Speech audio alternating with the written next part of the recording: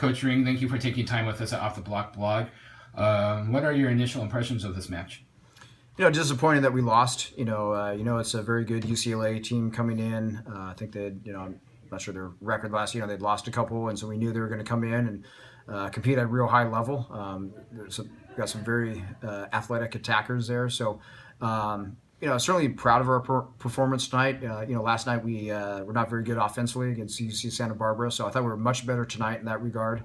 I thought we, blocked a few balls and did a lot of good things to put us in position to win sets. We got the third set. We needed a little bit more in that fourth set. So it's a combination of just sometimes serving the right guy, just making some decisions, kind of out of system, where we're setting the ball. And then we needed to come up with a few more digs there where we could get some transition swings.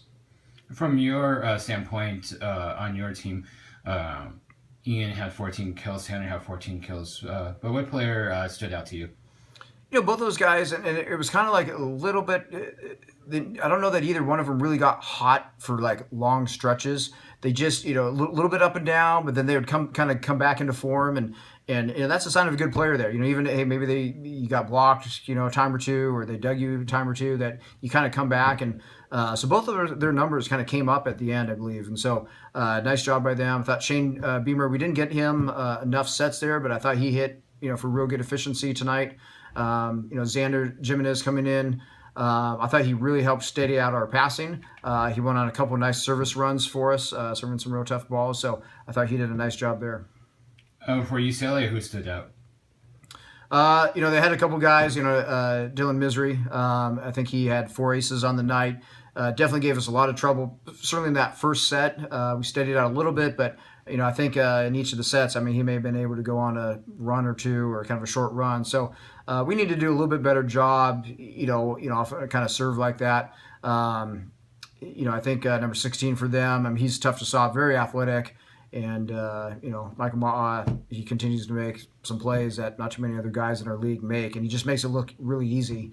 And so they got some really good swings and transition on some nice plays by Michael Ma'a.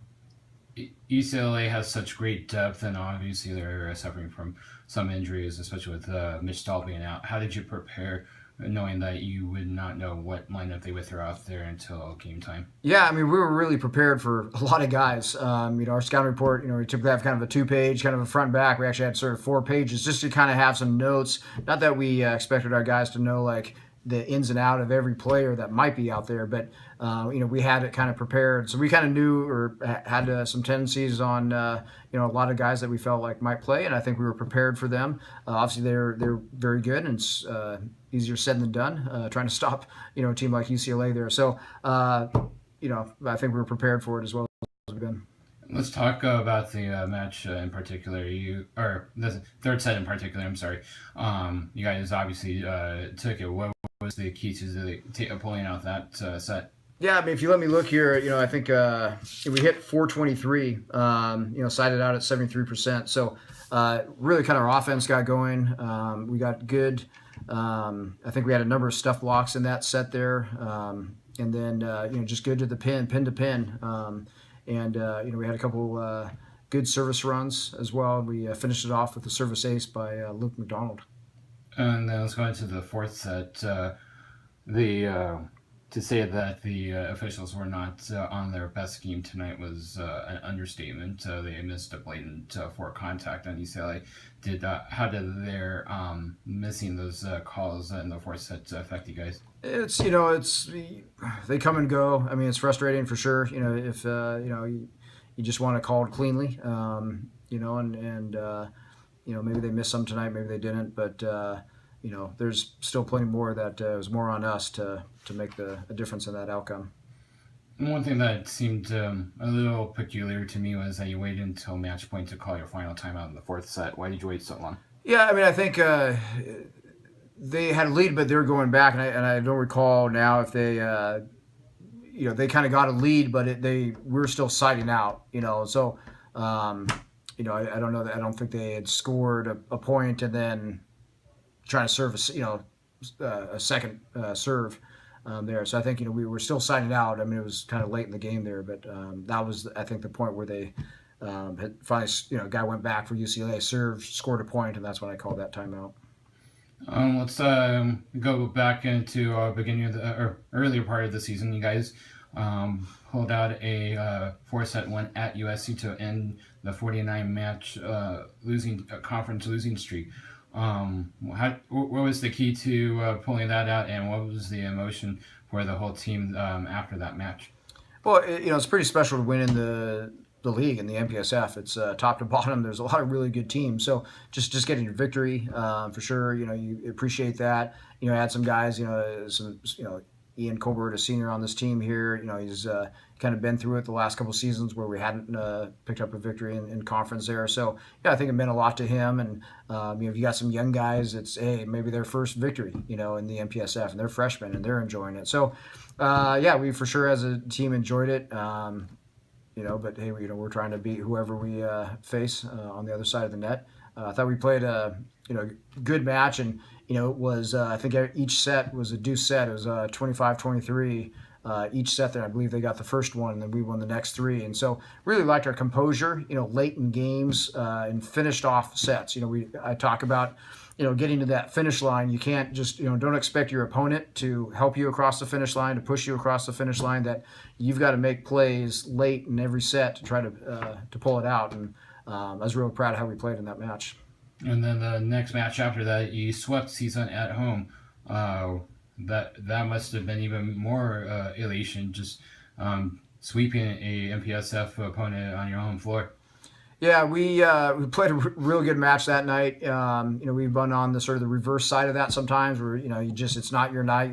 Things aren't clicking so well. But it was real key. I mean, we had a close first set. We actually had a swing for the set at 24-23 that we didn't connect on a set to the middle, and we hit that ball out. So now it's 24 all, and something that could have we kind of had a lead, and you kind of could kind of panic there. We just kind of kept our composure and went on to win it 27-25. And so now we're up 1-0, and then you head into sets 2 and 3, and really kind of start to finish. We really all kind of phases of the game. I thought we served really well. We came with some stuff blocks. I thought we were very good in transition, and we were the better team in those two sets, and to be able to pull it out in 3 was a nice victory. Looking down the road, you guys play the number 1 and number 2 teams down the road, Long Beach State Ohio State and Long Beach State, respectively. And then, of course, so you guys don't pull any punches in your scheduling. What is your mentality going into those matches? Yeah, we've already faced Long Beach State. We played them here not too long ago, and they're very good, very fast to the pins. Very good serving team. They bring a lot of pace and could change up their serve and dropping it in short. So, we're looking forward to getting another shot at them. We know, when they came in here and played us, I was real impressed with just how disciplined they were, kind of start to finish, kind of real business-like. And, that's where, we're trying to kind of compete and play at a high level ourselves. So, we're looking forward to that match and playing in the Pyramid. And then, it's kind of special. It's been quite some time since we've played at Ohio State. I think one of my first, I don't know if it's my first or second year as the head coach. We made a trip out there. So it's been to Columbus a couple times for other events or junior nationals, but to get out there and compete against the number 1 team at Columbus there. So, the defending national champion. So looking forward to that match. It should be a good trip. How much film have you seen on Ohio State? A little bit. Really, kind of week to week, you're really focusing on your next opponent. So I haven't, I've seen a little bit of footage here and there. We'll definitely spend plenty of time scouting them, but we've got Northridge and Long Beach coming up next. And then let's look into next year. Next year, you guys joined Big West as of right now as an affiliate member for men's volleyball, and hopefully as a full-fledged member.